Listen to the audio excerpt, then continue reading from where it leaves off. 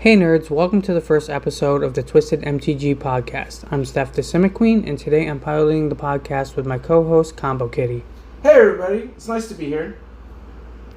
You may have seen my list at the Tennessee Lotus event. I was piloting cedh. You can find me on Moxfield, Combokid93. It is the 1001 Legendary Knights, cedh and the 40 Woo Girls. It's really all I've done so far. Also, you may have seen me at the Bufftown Bullies Diamonds Are Forever event, usually at the Mulligan Games monthly cedh tournaments, top 6 Gold Sabertooth's mid-range Hell event, and I had a few honorable mentions from comedian MTG. Today we're going to talk about some upcoming events that we will be at. Our next event will be this Saturday at the Bufftown's Bullies Survival event. Then after that we will be going to the Capital District cedh event. And then I will, after that, be at Sleeves and Dweebs live stream. And then where we're all going to be in August, Steel City Spectacular 20K event. I know most of you guys all know me for playing my Kinnan deck. Kinnan go fast and spin and win. However, sometimes I do lose. No, but I've decided to switch up from Kinnan to play another Simic deck called Hackballs. Hackball of the Surging Soul. He's 4 mana, 2 generic, green and a blue. At the beginning of each combat on your turn, each Morpho creature you control explores. Whenever Hackball of the Surging Souls attacks, you may put a land card from your hand onto the battlefield. If you don't, you may draw a card. So it's kind of a draw engine. Ramp piece as well. Yeah, so it's card draw, ramp. It's a lot of ramp. It's a lot of... Interesting fact for our viewers in our first episode. If you let that trigger resolve, you cannot respond to any of them until it is done. Yeah, I mean, I like that too. So the Bowmaster triggers go at the end of the trigger. But the deck I built with Combokid. Currently. Yeah, the current build is a lot of card draw, a lot of stacks, a lot of say no. I'm playing 2 Planeswalkers, which is Narset and Oko. I'm trying to be able to protect them to stop the Ristic abilities and the Mystic Remora abilities. Which is a major problem currently in the meta. Yeah, I don't like people having more cards than me, because then they got a better chance of beating me. Yeah, I would say so. I would say if you're allowing your opponents to draw that much cards, then it's a problem if you're not winning above them. Yeah, and then I'm playing Oko to kind of shut off like Timna's ability to allow them to attack, and Kroms, Thrasios, Sisseys. Just turn off everybody's commander, which is like their main component to their decks. Being able to shut them down or slow them down lets me get ahead of them. Just the only downside is you can't take their 1-rings.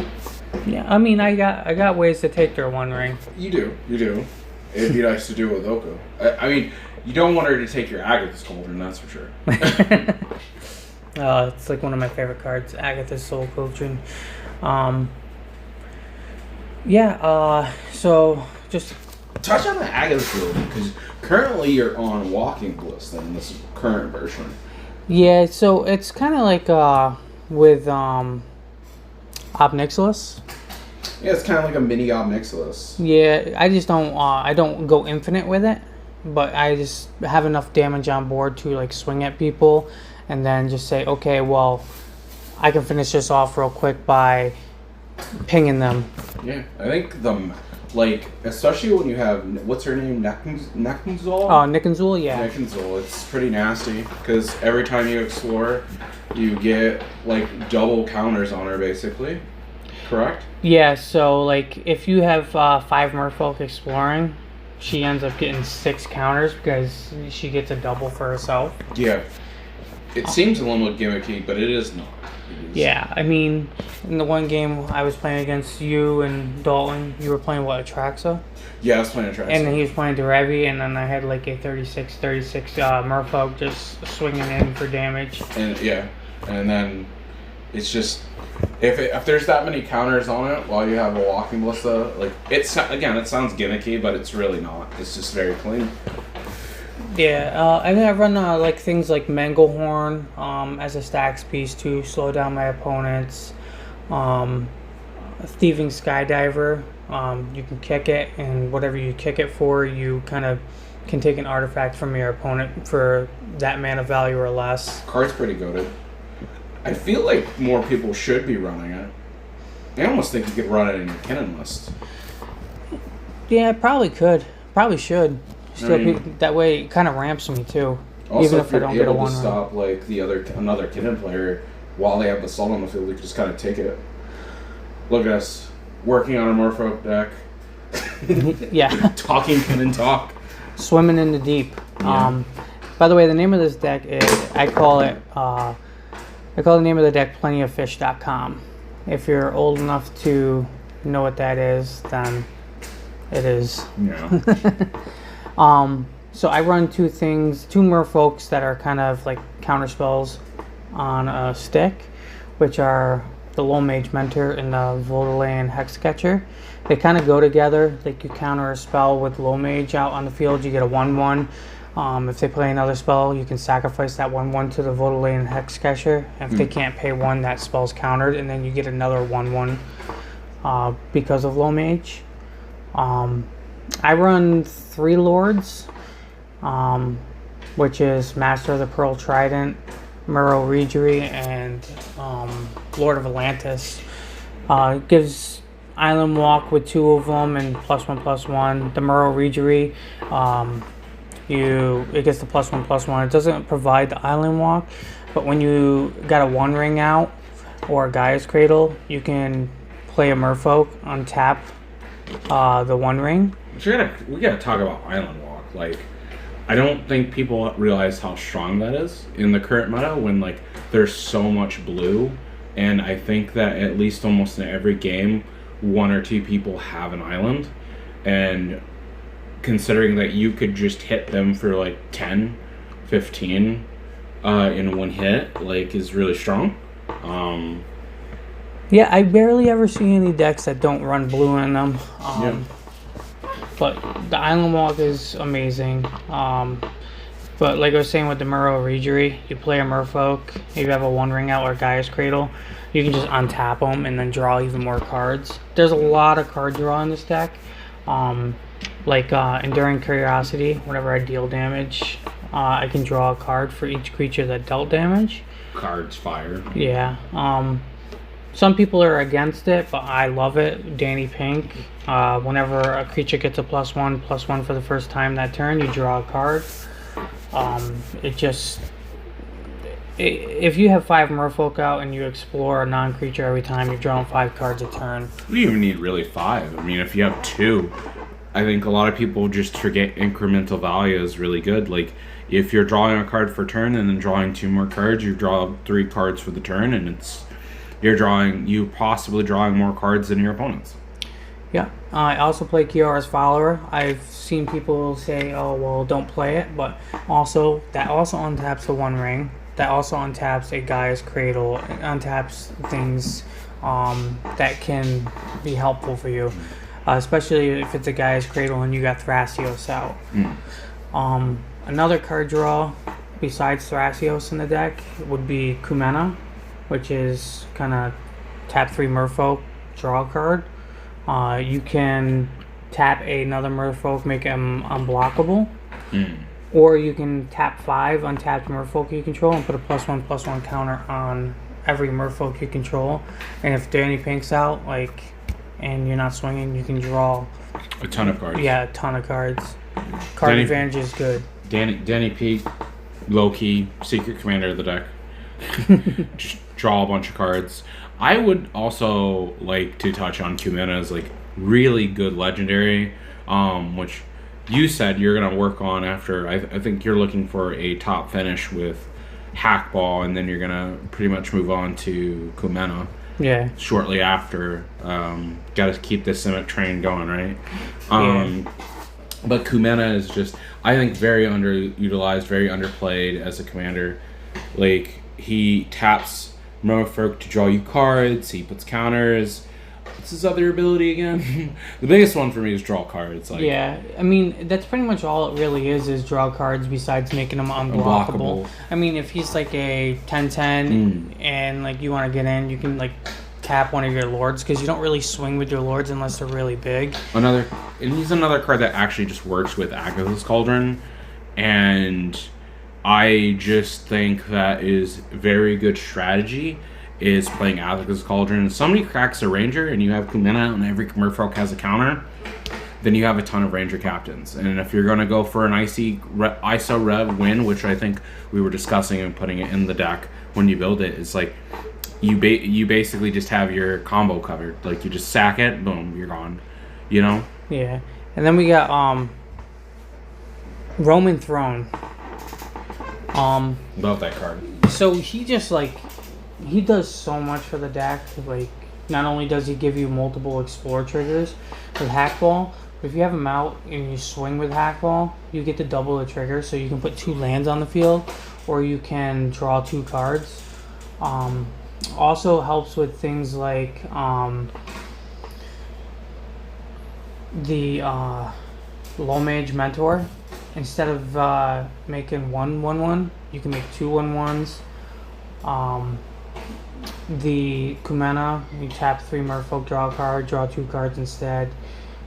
He just increases the ability of most of the creatures in the deck.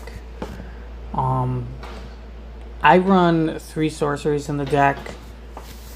They're all tutors. I mean, and they're pretty basic. You know, Nature's Rhythm, Green Sun Zenith, Finale of Devastation. I mean, they're pretty much used in almost every CDH deck.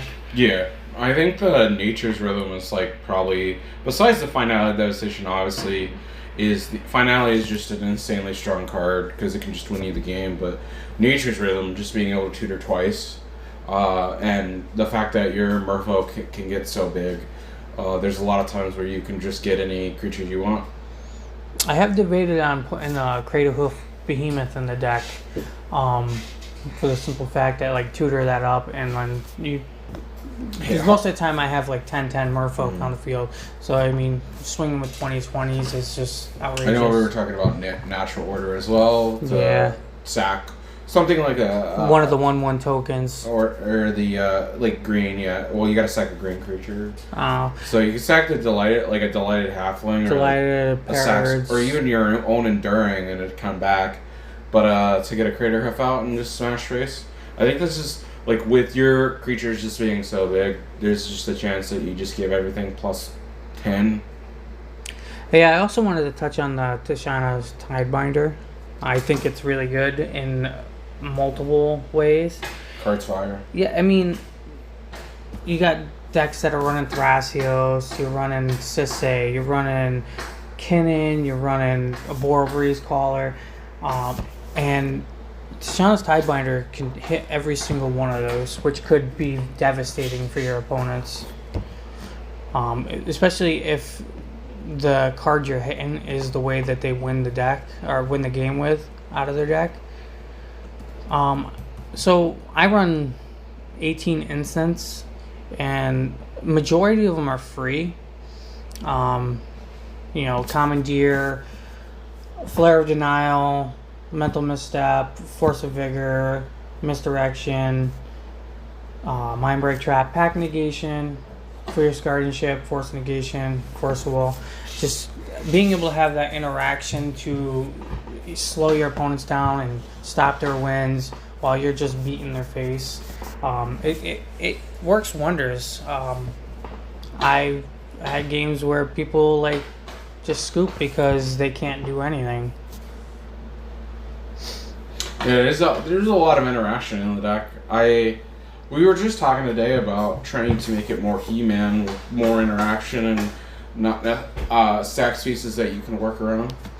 Yeah, I mean, obviously I run Cyclonic Rift because like my creatures get really big, and if I can overload a Cyc Rift on my opponent, I can just pretty much swing out for game. I think most of the time when you've resolved the Cyc Rift, you've won the game. Yeah, Most of the time. damage is damage. Run 17 artifacts in this deck. Most of them, the average Simic Signet, Talisman of Curiosity, Arcane Signet, Fellwar Stone, Soul Ring, Lotus Petal, Mox Diamond, Grim Monolith, Chrome Mox, and Mox Hammer. Those are all my mana rocks. But then we go and we have things like Dampening Spear to shut off like Gaia's Cradles for those Cradle decks that want to, go off crazy. Yeah, because if you lose your Cradle, you're not too upset. Yeah. Me, because I mean, it doesn't. I don't use it to win. But it makes every spell that's cast cost one more to cast for each other spell that player casts this turn. So that gets a little crazy. So it's harder for like Thassa's combos and Underworld Breach combos, stuff like that. Yeah. Curse Totem. Activated abilities of creatures can't be activated.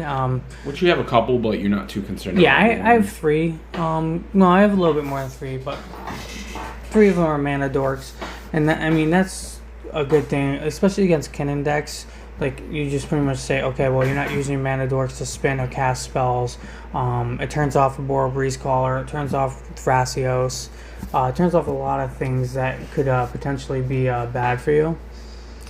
Then I run the Grafdigger's Cage because Grafdigger's Cage is good. It shuts off a lot of things. Underworld Breach, tutors, it just turns everything off. You can't get things with cedh, you can't get things with Kinnan. And then I run Torpor Orb. That is a might come out eventually, but for now I got it in there so it stops like ETBs.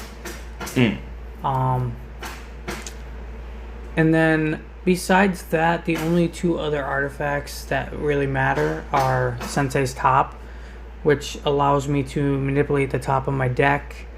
That way, when I'm exploring, I can explore non-lands.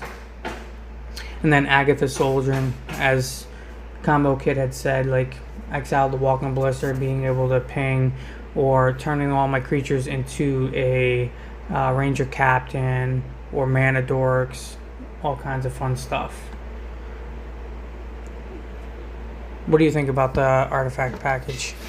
I think that it's pretty strong in the current meta. I think one thing we were concerned about was the Torpor Orb, but for the most part, I think you work around it pretty well. Again, go back to Agatha's Cauldron. Love that card. Card's amazing. Probably one of the strongest cards in the deck besides like the One Ring. And there's quite a bit of activated abilities of creatures, I think, out there nowadays. I think the saddest thing about this deck is it doesn't have black. But otherwise, there would be some interesting things I could think we could do. For the most part, I think our artifact package is pretty solid. You know, I know 2-drops are kind of like nowadays, but you know, when the deck needs mana, deck needs mana. Yeah. There's 8 enchantments in this deck. One of them, me and Combokid were exploring with comboing in my Kinnan deck, which was Amphibian Downpour with Retraction Helix, and then the Valley Floodcaller, and just like literally turning all of my creatures into frogs and making them infinitely big. So, but it's actually in here to kind of just shut off my opponents with whatever they need to ramp with, whatever they need to draw with, creature wise and stuff. Just say no, you can't do any of that anymore. I run Deeproot Pilgrimage because every time I tap a Merfolk, I get to create a 1/1 token. And that combos with Intruder Alarm, so you can pretty much do things like draw your whole deck with Intruder Alarm and Deeproot. You can make infinite mana, and then your outlets are pretty much, you know, Thrasios and Kumena, Walking Ballista, and Finale. Then we run Carpet of Flowers for a little bit more ramp. It's 1 mana. I think Everybody plays blue. Yeah, I was like, on my to say list, it flirts a little bit coming in and out of my list, and it really just depends on what meta I'm going into. But currently, my brain is just like, I don't care. If it's a dead card, it's a dead card. I can just throw it on, like, I'll just throw it on underneath the Chromox. Or pitch it to Force of Vigor. Yeah, in your case, you'll pitch it to Force of Vigor. I think a lot of times it's just a Soul Ring. It's adding 2, and believe it or not, you can kind of politic people into fetching more than 1 island to just give you mana, so you can be like, hey, I can use this answer. I just need to have more mana, and you would be surprised how many times you can get somebody with that. Yeah, I'm not one that really politics when I'm playing. I just try to go for win when I can. Another enchantment is obviously the Intruder Alarm, because it's one of 2 combo pieces. But we decided on Counterbalance, because it's 2 mana, and then you can just counter something just by flipping the top card of your library, and not having to spend mana. With Hackball, sometimes you can just get to see the top card for free on your turn, and if you're leaving it there, it just lets everybody know, hey, I can't cast these spells. So they'll try to play around differently, and it just forces them to do stuff that they probably normally wouldn't do. Yeah, and then like I said, with Sensei's top, you can manipulate the top. Yep. Look at the top 3. Okay, well, I do have something that I can put there to counter. This is when you wish they had a miracle card that just made X Merfolk. Then you got Mystic Remora and Rhystic Study. Like I said, a lot of card draw in here. Traditional draw engines. Yeah, I mean, everybody's playing them. To go back to the Amphibian Downpour, though, because it's sticking with me a little bit. It's a combo that I don't see. I understand why people wouldn't want to make their dudes into 1/1s, but Enduring Vitality, Flowey Floodcaller, and that, it sounds hard to set up, but if you're rock fast, you're already doing those things. You already want those things out on the board. That's not hard. To just surprise Pikachu, let me cast this Amphibian Downpour to turn these into frogs, these useless creatures that I have right currently, and then just make infinite mana. With an Retraction Helix. Just infinite colored mana. Or it's just the Seedborn Muse at its worst. You just flash out a Soul Ring. Oh, and surprise, there is no Seedborn in this list. Yeah, no Seedborn. We cut that. It sounds crazy, but I think your deck works better without it. Yeah, I mean, the only thing it really does is helps with the One Ring and Thrasios. Yeah. I mean, 2 cards for putting 1 card in for 2 cards. I mean, chances of you having them, yeah. And then the last enchantment is Sylvan Library, because, like I said, manipulating the top of your deck, drawing extra cards, it helps a lot. 27 lands. The most notable ones, I play Reliquary Tower because, I draw a lot of cards with this deck. Talon Gates, crop rotate for that when you need it to stop a win attempt or something, or slow an opponent down who's going too fast. Hedge Maze. Too fast? What is that? Oh, I mean, yeah, that's a lot of decks now. Then you got Hedge Maze, Surveil Trigger. I run Ottawara and Buseju for the channel effects. 3 Tree City and Nykthos, because my devotion is always really a lot, so I make a lot of mana off of it. Yeah. I was running Quicksilver Fountain, but I realized that it shuts off a lot, so I just kind of took that out as a stacks piece. I play Urza's Saga because it can get me Soul Ring, any of my 0-drop mana rocks. It can get me Grafdigger's Cage. It can get me Sensei's Top. I play Manamo to untap 1 ring or Gaia's Cradle. In Cavern of Souls, obviously, because you name Merfolk and make them uncounterable.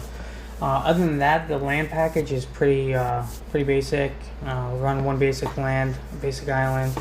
I think I run what do I run? 1, 2, 3, 4. I think there for a while we were seeing 7 fetches. I think there for a while we were seeing an uptick in Path to Exile. Like it was weird, and I think that's why we added forests to the deck. I mean, I know we added it back to Kinnan because give you another fetchable, and you were actually getting pathed quite a bit. Yeah, because people would besage you my my Basalt Monolith, and I couldn't even go get a basic land because I didn't have any. Well, it's not basic land. You can get a basic land type, but you did. But You had all your my fetches. my usually my tropical island, my hedge maze, and my breeding pool are already out. Yeah. So I'm just okay, there's nothing. It's strip mine. They just strip mine you. So it's like having another festival. Funny thing is, we were actually talking about running strip mine and wasteland in this. Yeah. And I was thinking that with Crucible Worlds, but then we were talking about how unfair it might make things. Let's clarify the unfair part. Is it's very tempting to just take somebody out the game, especially if they're trying to attempt to be very fast. Sometimes you don't need to take somebody out of the game; you just need to hobble them. And I think that reoccurring wasteland and strip mine is not really what you need to be doing, and then having that temptation of just being able to take somebody out the game, right? Yeah. Because if you're already running stacks pieces and you just strip mine somebody to death, then they're not doing anything, and you can't. The biggest thing about control, I think, at cedh is you need to learn how to utilize other people as well, and not just police the board yourself, and learn how to also not have let people, but what would be the word is have people force you, kind of control people in a way where they're not forcing you to police the board. You singularly, and just holding up your nose. Because I think that's happened to you before. And I think this is you gotta work on that, I think. Not you singularly, if you're playing control generally, is you have to work in cedh not to be forced to be policing the board, right? And I think strip mine in wasteland, when you do that to somebody, now you can't utilize them. When you just strip mine them out of the game, wasteland them out of the game. Realistically, strip mine and wasteland would be used for the Mistvale villages and the Gaia's Cradles and The shifting woodlands and stuff like that. I think that's really what you're looking to get rid of, especially the Gaia's Cradles. If you're against Rockside, not Rockside, but Rock Thras. I feel if you're against any type of Thrasios deck, you want to get rid of that Gaia's Cradle. Yeah. Just because it's so much. And then I've seen people they got a Gaia's Cradle out, and then they just resolve a Seaborn, and then it's just game's over from there. Yeah. Yeah. Seaborn with Gaia's Cradle is pretty much over at that point. I think your only answer is that point is wipe their board, or Yeah. Even there, it's that can just not be enough. I think the most cuttable card in that slot would be Urza Saga. I think we've talked about. I have more fetches than I have fetchables too, so I could go down a fetch. Yeah. Probably one of the green ones. Yeah, and we could just add both of those. I think getting rid of can't stress enough. Getting rid of Gaia's Cradle. I think more people, if you're able to, if you're in the colors where a 2-color deck, I think playing strip mine and wasteland should be on your brain. It should be in your sideboard of cards, of debatable cards that are going in. This could go in, that could go in. Generally think everybody has 15 to 20 cards that they're always debating. Can I put this in my deck? Should this go in my deck? And I think that wasteland and strip mine should be in that list. Because we already have Beseiju. I think that's... Everybody feels comfortable with Beseiju. But sometimes Beseiju is just not enough. Sometimes 3 pieces over 1 is better. Yeah. And, again, you were saying, Emergent Zones, Mistvale Villages, Shifting Woodlands, Gaia's Cradle, there's, other ones in there. some decks I feel especially like, against like things like been playing against Lumra recently, like being able to like keep the Lumra off by like getting rid of their lands to stop, especially the ones that copy Lumra. it's just like too much. Yeah. I think also like blowing up a Talent Gates to kind of remove that combo potential if it's just on the board, like if they have to utilize it and so they can't bounce it back with their Oboro, I think is pretty good. I think the land slot should, if you're in the colors, again, I can't stress enough, if you're in the colors, like a 2-color combination, I think that should be on your mind. I don't know about 3 colors and 4s and 5s. I think it comes a lot more harder to justify a colorless land when you're in more than 2 colors. Yeah. So, anyways, this is my Plenty of Fish deck that I'm going to be bringing to these events. I'm hoping to top at least one of them. So she can move on to Kumina. Well, I don't know if I'm going to move right on. Like, I mean, I want to, like, get this deck as perfected as possible. And I really want to be a threat in these games that I play. And have people like when I took the original version to Amsterdam. Yeah. And like I was in the first game with you, and like a lot of people surrounded the table. They were like, "Hey, what the heck is going on over here?" And it went to your turn. I was like, "You better win here, or else I am." And you just took it. But I feel like this version right here is a lot more upgraded. It's got a lot more interaction. It's got a lot more stacks to it. And it should be able to slow my opponents down a lot while I, progress my board and hopefully overcome them. And you said you were bringing... Sisse and the 40 Woo Girls to these events. So... I feel like my list is still close to a traditional list. Shout out to Tolarian East for the inspiration of the deck. I run like one more Planeswalker than usually I think most Sisse decks run, which is Kiora Behemoth Beckoner. I just found like I really like to have untap X if it's permanent creature or artifact. It's a slot I will be experimenting with once Edge of Eternities is dropped. Tezzeret just kind of seems interesting. The downside is he has no color. But other than that, I'm on the similar packages like Aminatou, Saheeli Rai, Teferi, and I am on the Teferi Who Slows the Sunset, which is an amazing card. If you are able to find my game at the one you ulted? Yeah, I ulted with a Smothering Tide out and had like a Seedborn Muse effect and drawing cards. It's like when the table just let you ult a Planeswalker, it feels amazing. I don't know if it was the best idea, but it was definitely like good entertainment value, I think. Yeah, it was an interesting game. I mean, we were watching up in the hotel room while it was going on, and we were like, "Oh, well, this guy is just like over here, like going so far." We actually thought you were gonna win it. I think there was at one point I could have won.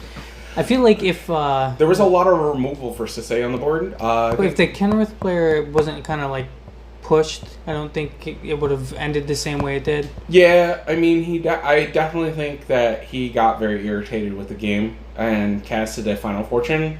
If he had gotten extra counterspell, I think we were, for the most part, fine. I don't know if Waffle was going to go for it. And I think that with the combination of cards that I drew and knowing what I drew, I think we would have been able to stop him. Getting back to my turn and getting to land Sisse, because I think it at least would have gotten stopped once, and it had already been blown up. No. But you had a Kinnan out, right? Yeah. And you had a Kinnan out, and you had a bunch of treasure. They returned it to my hand. I think I was just going to run out to Kinnan, to be honest. Like, I think I was just going to run it out, and then I don't know if I was going to run out the cedh. You hear this, guys? He's a true Kinnan player. Kinnan, secret commander of the deck. That's the thing. I mean, I find myself tutoring for Kinnan a lot, especially like the Hada out or a Smothering Tag, because you just like, or a Wooburg producer, or like you just win. I mean, personally, I hate cedh. Not for any reason other than the fact that like the plays are kind of telegraphed. Like you know when you're getting close. Like unless you tech in something new that people haven't seen yet. Like usually, like even when we're sitting at the table, like I kind of call out what you're gonna do. Like so like it's telegraphed, but if I feel like also if like you're able to just play through people's responses and play correctly, that you can kind of just get there. Like it's just the ability to know when to play things and how to play things. More experienced cedh players could explain it better than I. But now we're kind of like getting into it, like the creatures wise. Like I think the only difference between my version and some other versions is like I'm on Avacyn's Pilgrim and like K9 Mark 1 instead of Skrelv. I personally don't like Skrelv because Skrelv it can make something unblockable. I think it's the best thing other than giving it hexproof from a certain color is that it has Summoning Sickness and it has the tap ability, where I find most of the time that K9 Mark 1 eats the interaction that was intended for the cedh so that they can blow up the cedh, and a lot of times that happens, it like either is two players working together removing two answers, and then I don't have to worry about those things, or it's one player and then it has to take a whole rotation, or they're tapping out to do it, because a lot of times like you're paying 4 mana to remove 2 creatures and wasting 2 interaction pieces, which doesn't feel good. Me being a newer player, I've been playing probably going on 3 years now. I started playing a casual Dragon deck, and then these guys kind of got me into cedh. But I had to learn that like bouncing the cedh isn't the move; it's bouncing the other legendaries. That way, the power of cedh is just decreased and gets like less. It took a while for me to learn that. It does hinder you a little bit if they're like bouncing your Sovalas and your I don't know, like sometimes I'm okay with the like people bounce my Ragavan before. A lot of times when that doesn't come down turn 1, it just sits there. Like it's just basically +1/+1 Anthem effect. I think, and this is what I enjoy about the Planeswalkers, I feel there's a lot less removal for Planeswalkers than there is creatures. Like unless you're playing against Hackball. Unless you're playing against Hackball, who just wants to swing. Another notable card that I'm on that I think that not a lot of people, because Bossum, I can't ever pronounce his name right, but he's the blue-black legendary from Assassin's Creed. Whenever you cast a historic spell, you draw a card, and I think you put a counter on him. He's also like unblockable after that point, I think. But he works well with Agatha's Cauldron. I personally like Rona, who is, whenever you cast a legendary spell, untap her, which really works well with Asika and Enduring Vitality. And you can tap her to draw a card and then discard a card, which then can help you set up Agatha's lines. There's been a lot of times where I've just vamp tutored or whirly tutored to then draw a card and then discard it and then exile it with the Agatha's Cauldron. Which sounds like a lot, but it's not. So whenever I'm playing against you, whenever I see Agatha's come down, I kind of know the end is near. Yeah. When you can just pay any mana and you don't have to pay Wooburg. Yeah, it's just ridiculous. But there's ways to beat it. Run the interaction needed, trick bind, stuff like that. Yeah. Or go faster than the cedh deck. That's what you got to do. And I know you run 2 different versions of the deck. Yes, currently I have the Woo Girl version, and then there's the Wooberg 2 Turbo version that I've been working on, and I've played the stacks in the past. I know I currently want to. Well, I'm currently working on a stacks list of my own.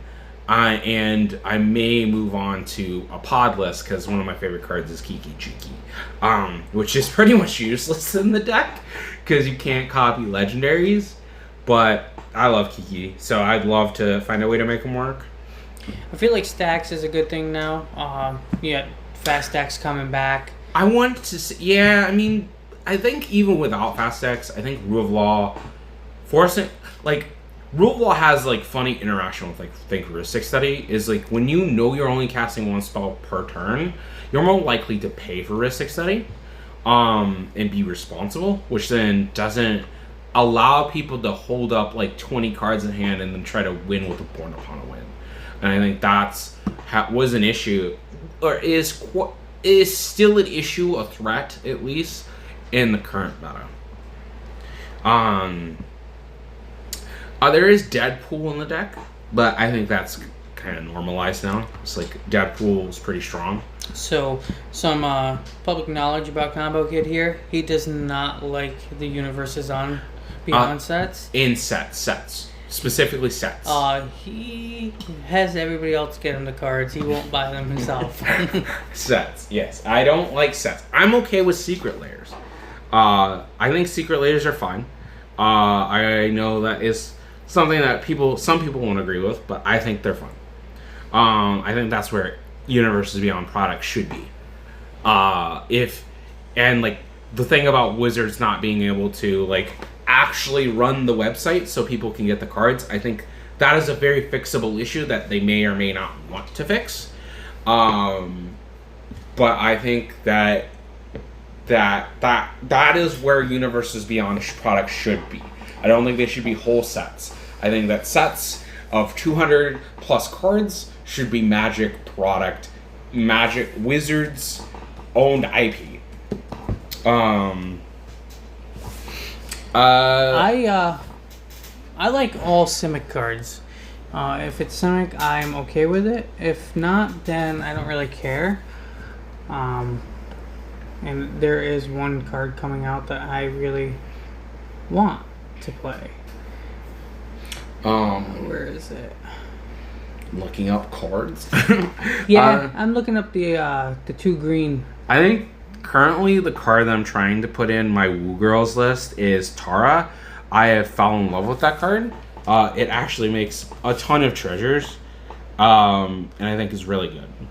Sorcery wise, I'm on Demonic Tutor and Green Sun Zenith. That's it. Like, I don't think as a Sisei deck you need a lot of sorceries. You can run a lot of tutors. I know, like, Ian topped an event with a ton of tutors, which is good. Good for him.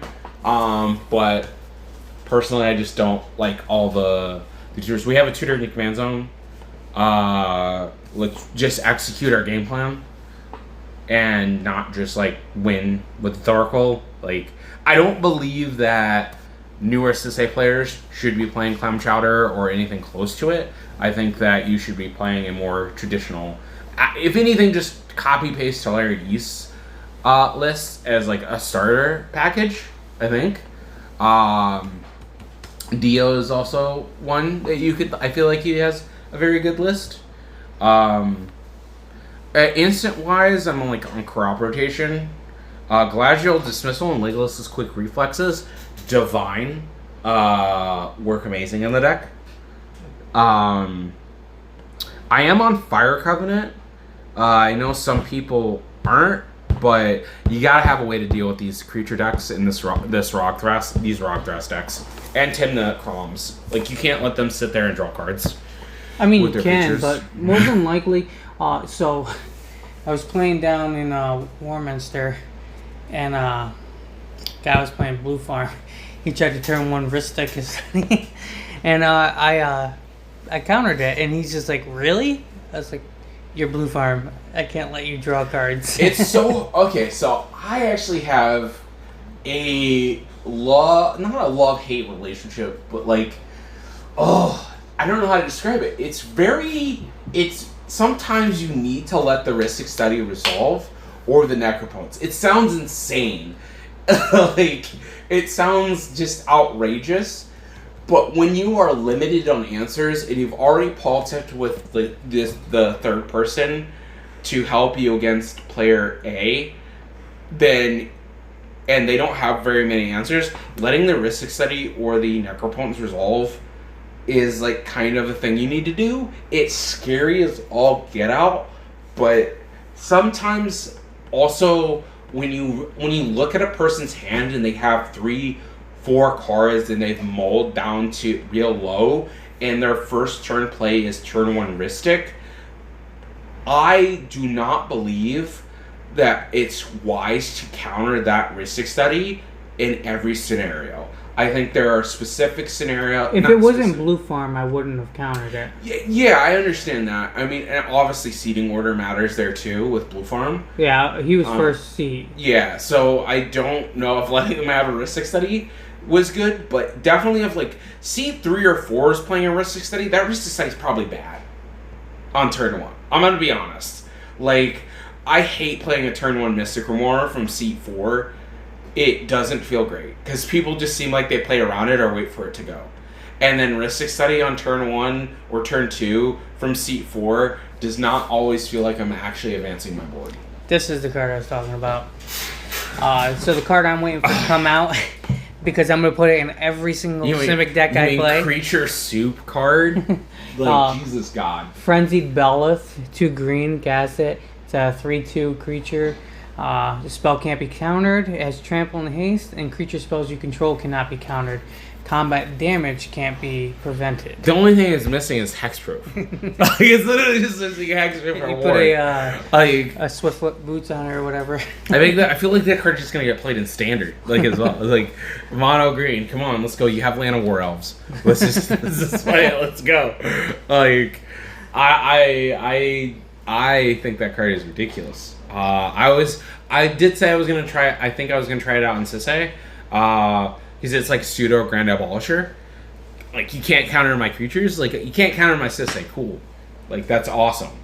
You know. Well, usually delay it or something. Yeah, but like it gives me another version of that card. But Jesus, that's a good card. Moving on to my artifacts, I only run 10. I'm not an Opal guy. Like, currently I'm running 10. I was, I think, on 11 with the One Ring, and then moved up to 12 for a little bit to re-add Chromatic Orrery. Chromatic Orrery is a 7-drop. It's great when you have it, but when you don't have it, when you have to get up to it, it just feels bad. Like, to be honest, it comes out, you win the game. Like, you just win the game if they can't interact with you, because you tap it, you go get Derevi untaps it, and then personally like go and get an Amanatu, flicker that, and it's just like potting from there. But if you can't get there, it's just like, it's bad, and you have to run. I feel like you always have to run the background that gets +3/+3 to be able to get there. Mm-hmm. And realistically, that gets ++4. +4 if it's its only thing out. If you have like blue-green permanent out, then it's realistically giving +3, 4, 5, 6, basically 6. And then you can go get it. But again, like, that's just such a bad card. You have to work around it. Like, it doesn't pitch to anything. If that card was blue, it'd be amazing, because you could pitch it to like Force of Will, or like Fortification. It's like, but the card's black. I think realistically that is like one of its issues, is that it's black. It's not blue or green. Like, I would run Force of Vigor just for that card. You know, I love Force of Vigor. I know you do. It's like an annoying card. Enchantments. I'm on Carpet Flowers and Oath of Nissa, which I haven't caught in flag for. I really like it. Digs 3 cards. Allows me to use any mana to cast my my Planeswalkers, which again, I'm more Planeswalker heavy, which is really good. I'm on 27 lands, and I am not on H2 or Gemstone Caverns. So. And you're not on Ristic or Mystic. Yes. So probably glazed over that. Like, whoa. Wait a minute. So we're on Carpet, Oath, Smothering Tithe, and Teferi. No Ristic or Mystic. Now in my Wu Turbo version, I am on Ristic, Mystic, and Necrodominance. But this current version that I'm running, I just don't. I have found out there's a lot of times I don't need it because I'm not the one that should be responsible for interacting with people. I feel the same way when I play my Kinnan deck. Like, I barely ever play the Mystic or the Ristic. I just usually try to keep hands where I'm like turn 2 spinning twice. Yeah. I mean, maybe in the late game I'll play it if I get it in my hand. Other than that, it's like late game when you have all the mana to cast the creatures is great. But like same thing with me. It's like I'm a combo deck. A creature combo deck specifically that needs its creatures to be tutored out to not be countered, and sometimes you can tutor off your turn, and you can combo off your turn, but you have the Derevi in hand, and like how the heck do I how do I get that out? Yeah, I mean, like you and most people I play with, they know me. Like when I'm playing Kinnan, I'm trying to win by turn 3, turn 4. I think our meta has like adapted to not try to cast as many spells as possible. Like I think even Dalton with his Derevi deck doesn't actually cast a lot of spells at a certain point. He's usually trying to land a tutor and win, right? But a lot of his pieces that he does cast in the game are draw pieces that will draw cards off Ristic Study. So it's like he's most dangerous when he has his Fairy Mastermind out, which I would like to touch on that. People letting Fairy Masterminds be on the board with a Derevi is insane. It's insane. It's as much as insane as like what having a Bloom Tinder out on turn 1 in a Derevi deck. You know, they're Kill it. just put it on fire. Like I don't think it was a mistake, but we were in a game with Dalton, and so we killed his Bloom Tinder and left his Voice of Victory on the table. But which would you rather him have? Like, it's just that double-edged sword. It's like I want to be able to interact with him on his turn, but if I just let him have all that mana and that many cards in hand, that like it's rough. It is rough. It is rough, and I think the same thing can be said for Fairy Mastermind. It's like you've seen it. He's just built up mana, and the Fairy Mastermind has flying. It gives him a second untap source with his Derevi, and then he just activates it and draws a bunch of cards. Like, it's ridiculous. I think that it's ridiculous to let that and Bloom Tinder stay on the board. Fairy Mastermind, low key, one of the best cards in Derevi. You can call me wrong. You call me insane. You call me, silly. Yeah, even with Fairy Mastermind in my deck, like, I mean, if I make infinite mana, I could do whatever, but, like, I barely ever do that. Like, Yeah. I either just, go flipping for my Thrasios to draw Which you don't even need at that Ballista point. or Finale. Yeah, which you don't even need at that point. You could lose Thrasios and Ballista and still have the Fairy Mastermind and still win the game. Yeah. With infinite mana that way. It's like, if they've removed those 2 pieces of being able to draw, like, even if they remove all 3 pieces in Kinnan, you just have such a board state that, like, what are they going to do? Like, yeah, I remember when we brewed that one for the mid-range hell. Oh yeah, Kozilek, the Great Distortion. Yeah, just played him 3 times, just hard casted him. People were just like, "What are you running?" Top 6 though. Top 6. Top 6. You fumbled the bag on that one, but you still. I went when I was in the top, like the final pods. I went for a win attempt 3 times in that game, 3 times in a row. I was like, okay, I'm gonna go for win attempt here, and then they're like, okay, well we're gonna stop here. I was like, okay, I'm going for win attempt on my next turn. Yeah, and I was just like, they didn't realize the displacer kit in line, and then I like. Oh yeah, when you had Marrow Retreat. It's like the Meringue River Regent Displacer Kitten. The Displacer Kitten combo was like so I was like under people's noses right there. They're like, "Are you going for win here?" I was like, Maybe. that combo was so under people's noses. Like Dalton was running it, remember? Yeah. He picked it off you because he's like, oh shit, I can just cast this and then recast it later on the next turn. I think that is like the River Regent was like an insane pick, which was all you. That was all you until we learned it comboed with Displacer, and then it was like, oh, it's like having a Hole Breaker or a Tide Spout on the field, but being able to bounce two things. One being your mana rock, your 0 mana rock, and then just cast it again. For people that don't know how that combos, you have to have Displacer out, Meringue River Regent, and X non-creature spell.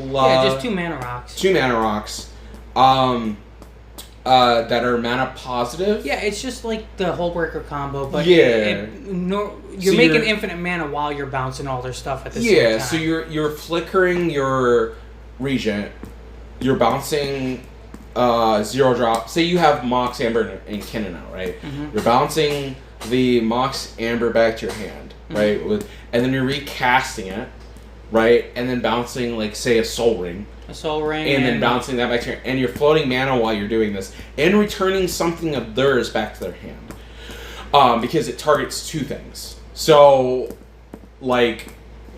It can get under people's noses. You can land it off your cannon. Yeah, Tyler from Play to Win, he see me playing it, and he's like, oh, that's pretty cool. And he's like, I'm going to try that out. Yeah. I don't know if he really did or not, but, like, it was pretty cool. I'm sure he did in a casual game. Like, yeah.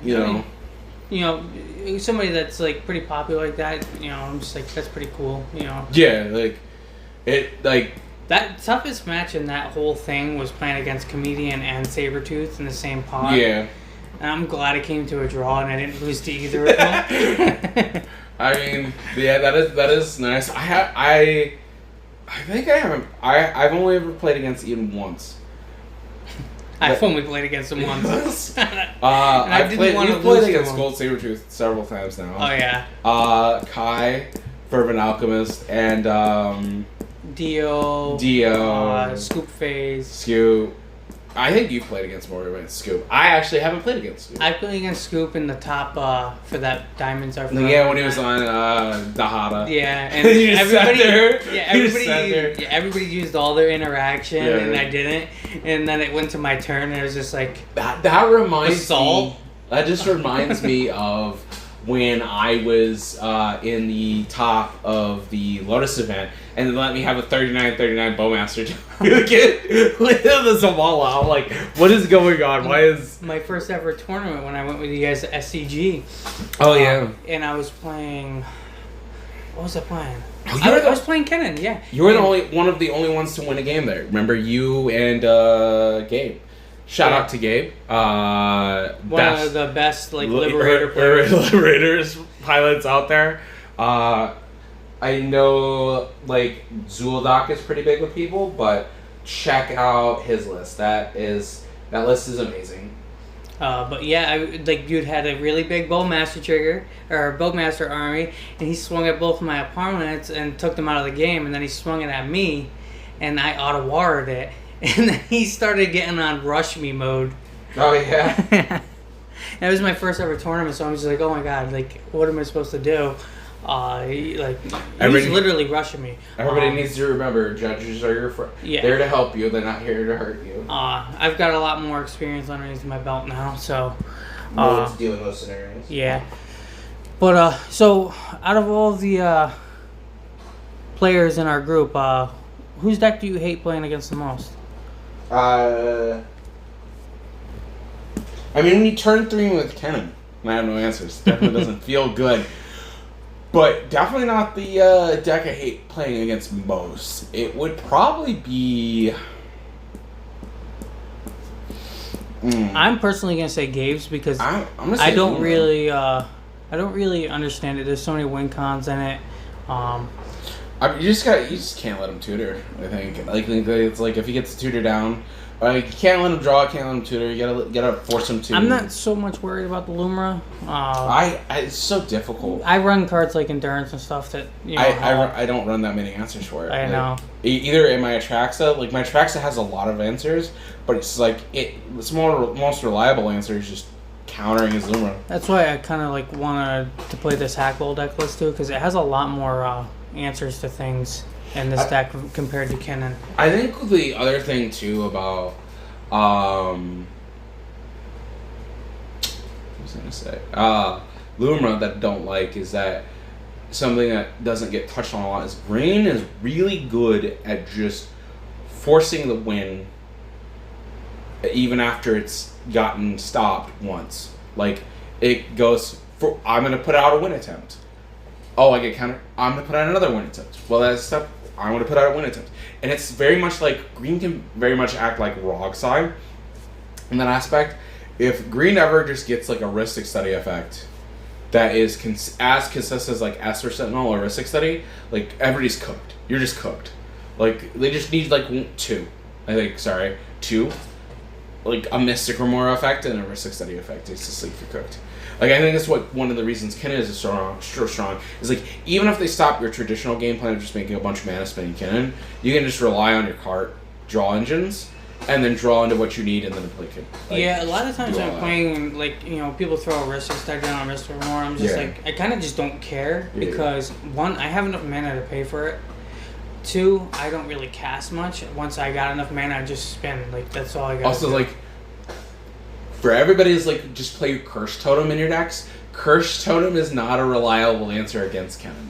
No, it is not. So many answers to get rid of it. And you the just Force use your artifacts. Yeah. You just keep powering out creatures. You keep casting spells. And that point is like if you're not gonna let people aren't gonna let you spend, you're just gonna keep casting spells. Yeah, like I said, like in that Sabertooth event, I cast the Kozil like 3 times. Yeah. Like, and when I did that, like I had like maybe 1 or 2 cards in hand. I drew a fresh up to 7, I think it was, because I only played it in that game and then I took it out. But I was also playing Progenitor Mimic, and that was a pretty good card too. It's more of a casual card, but people were thrown off by it when you're making a Bloom Tender every turn. Yeah, I think the assumption is that every deck. I know some YouTubers have touched on this, like assumption like every deck just needs generally good cards. Like we need to be playing money piles is wrong. I think that wherever you're going, you should have at least an idea of what you're going to be walking into and then adjust your deck for that. I think that if you bring the exact same deck every time, then you're going to get snuffed because people are going to learn. cedh is a large community, but generally you go to the same tournament, like the area of tournaments. Like we go down to Warminster a lot. We go to... What you're saying is exactly why I switched up to Hackball. I kept going down there playing the same deck. They figured out how I played my deck. I go for speed. What's in your deck? I think coming off of Norwich, you had playing Kinnan and Warminster is like when the last time when you had a really good turn. I think you topped that event is because you were on your non-traditional Kinnan list with like Kogla and like Kozilek and stuff like that, and they just weren't ready for those big splashy creature spells. Especially when you're just casting. Yeah, when I was in right after that, went to the Warminster and first game playing against Sabertooth, and turn 2 cast Kogla. Kogla, yeah. And start swinging. We do love Sabertooth. I think we like to put that out there. Yeah, Sabertooth. I mean, it's pretty good. I love his artwork and everything. I mean, everybody has their own opinions. So not trying to blow chodes too hard here, but we played against him a lot. We enjoy his presence. Kai, also amazing dude. Goes down to Warminster. Love that dude. Dude's awesome. Just a lot of great people we've gotten to play against. We don't always do good, but we do have a fun time. I think I've had 2 bad experiences, and that was at the SUG. The SCG and then Tennessee when I went for the 10. Oh yeah, scooping. Yeah, the 2 scooping people taboo guys. Just play your games. At instant speed too, one causing a loss for us because we tutored up for a draw because there was no way around it, and then the guy was just like, "Oh, I'm Oh, scooping." you were so close to top in that 10K. Yeah, if they didn't scoop, like, I would have been in that top. I'm not saying I would have won it, but I probably would have been closer to the top. I mean, yeah, top 16 is pretty nice to be in, position to be in. Like, even if you're not winning. I think that gets downplayed a lot. Is like, awesome to get in top 4, awesome to win, but top 16 with the deck is actually pretty hard. They were kind of cool about it, though. The judges, I went up to them and talking, hey, you know, you're not supposed to scoop at instant speed. They were like, you know, we can't force somebody to stay. I was like, I understand that. You know, I was like, you know, I came from like almost 14 hours away to play in this event, you know, but, you know, he's like, you know, well, what we can do is we can pay your way into the Magic After Dark. So I did that, and I won pretty much all my money I spent on going down to the trip. I won back. Yeah. Shout out to Lango. Yeah, Lango is awesome. I mean, awesome events. I wish they weren't getting rid of the top deck, honestly. I feel like it's going to be harder to find events. Yeah. I know, like, a subject I don't feel like we should touch too much on, but it's like... I'm not going to touch on it. I'm just a little sad about it. The because, era like, of cedh is going away. I think I don't know. August, right? August? Sometime? I'm not sure, but, I mean, I enjoy playing Magic. It's one of, like, 3 hobbies I actually love. Yeah, I mean, I think... And there's so much, it's such a big diversity of people. Like, you meet all different types of people. Like, when I was in Tennessee, I met this guy, and he had, like, the bougiest deck box and dice. Like, it was so awesome. Like, I oh god, deck boxes. We the spent thing was, like, it was, like, solid metal with, like, red, like, rubies and sapphires and stuff all over it. I was just like, yeah, that thing's super bedazzled and awesome. Yeah. I love me a deck box. I currently want to get it's like a KFC looking one. For everybody needs to know, I love chicken. I love chicken. Wizards, if you ever come out with a new cedh art, it needs to be a chicken. Bok. But I think that's a good place to leave off, right? Like, pretty much talked about everything. We were touching on, like... What's a deck you want to build? A deck currently that I want to build? I've been touching on Rog Thraster a little bit, but I think... I touched on it a little bit, too, with you. Like, it's a really good deck. Like, it's insanely good. I think the problem, though, is there's a lot of people pushing... So, better, in my opinion, I feel like a lot of people are pushing for more bans next year. I think playing Thrasios and Timna, just those cards are kind of dangerous if you're going to invest in it, like as an actual leader of the deck. Even Rog, I think investing in Rog is kind of dangerous. I think those 3 commanders have... So Rog, Thrasios, Timna, like those 3 I think have bullseyes on their heads. I think Rhystic Study and Mystic Remora also do. I don't think Mystic Remora is going to get banned. I don't want to put that out there. I think Rhystic Study has a good chance if people push hard enough to get it banned. I don't believe that will make the meta any healthier. I think that there's already a lot of... I feel like it's going to be...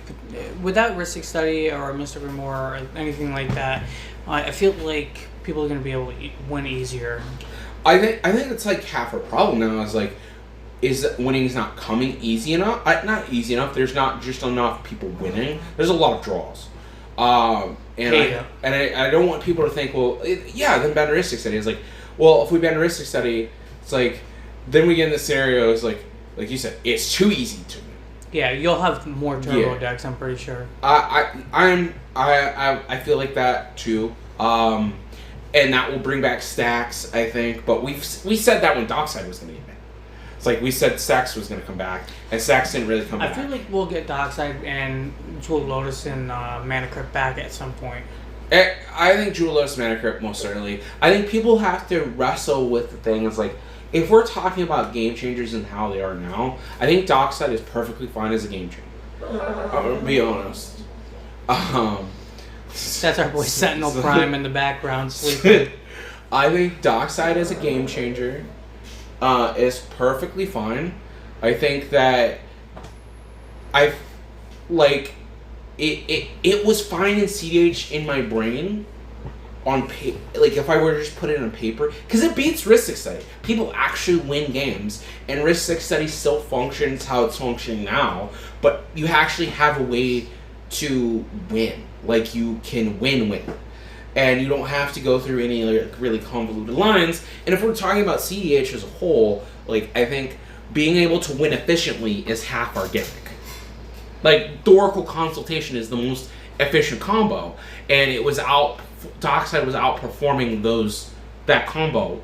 Like, cedh was one of the top decks. You'd probably see more Kenrith decks coming back. Kennen would stay the same. Oh, I mean, Kennen would get Mana Crypt back, you know. And I would just put that one creature in again that, you know, I'd flash it out, and I would get my Dockside trigger for 4 years, some and then interesting spin. around. Yeah, and like you were on more copy effects, I think, at that point. Yeah, a lot of them. I think personally, is like we're currently in that now, and it's a lot less unhealthy than it was then. I think copying a Dockside was a lot, and it's again controversial. Hate me if you want to. Was a lot more healthier than copying a Risk Study and having people draw 4 cards a turn off a Risk Study, because we're playing Mirror, Copy Enchantment, Steel Enchantment. We're playing all of those things currently. Yeah, I mean, that's what most people playing in the Kennen deck list, but, like, I don't. Like, I like my deck list. I like going fast. I mean, I have Risk Study and Mystic Remora. Like I said, I don't really use them in my deck. Yeah. And if I do, it's late game. I just throw them out because I have the extra mana to do so. Yeah. And I think, to be honest, like, the play pattern is the same, is of copying X card, but it's a lot, like, you're not drawing cards off Dockside. You're winning the game. So you're not prolonging the game, but drawing 50 up the cards and everybody's just sitting there in, you know, a Mexican standoff, afraid to go for a win attempt. Because if I cast Silence, it's all over. Like, it's just done. Like, we're in this rabbit hole of 50 answers, everybody drawing 5 cards. Like, I think Dockside needs to get on Dan to make the I know people are like, we're in a good place, the format's healthy. But if we're copying Risk Studies and we're just drawing 15 cards, or we're getting like three draws every tournament we go to and only getting like 1 or 2 wins, like I don't feel like that's a healthy spot. I don't feel like that many draws is healthy. I mean, my draw rate is higher than my win and loss rate. Currently, yeah. Under Dockside, it wasn't. Yeah, it was just like, I don't know. I feel like most tournaments I go to now are like, it feels like it's draw heaven. People intentionally draw. The only time I'm gonna draw is if I'm gonna lose. Like, even at the Sabretooth event, like, I know I keep bringing that up, but like, I sat there. The player next to me was like, "Do you have anything for this?" I said, "I have absolutely no interaction." He was going next in line. I was like, "I have no interaction." I did have interaction. But I knew if I used my interaction, when it went to his turn, I'd lose. Yeah, so you just have to fight for the player after me, we already knew he had Thassa's Oracle and Demonic Consultation in hand. So, he went to his turn. He, you know, went for a win attempt. I said, I have this mana drain, I have this back negation, this force negation. I will offer the draw because I will stop you. I won't do anything on my turn, and he'll just win. Yeah. And I had to do that. However, like, people are just like sitting down. Oh, let's intentionally draw. Like, I don't like that. Yeah,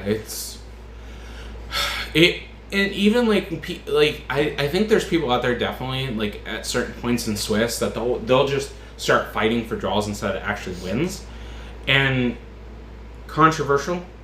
Like, however you want to look at it, there's better minds than mine that can like break this down.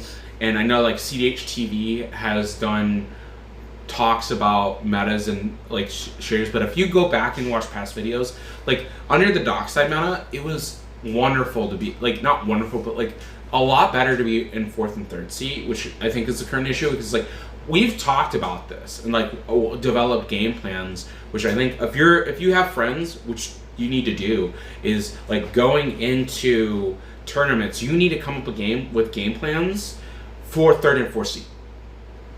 Like, Yeah. you have to figure out how to play that third and fourth seed. Because your win percentage is low. I think it's like, what, 13% right now? Like, that is so close to, like, just being non-existent. Like, at being, like, I'm in fourth seed, I might as well just scoop and, like, just go chill.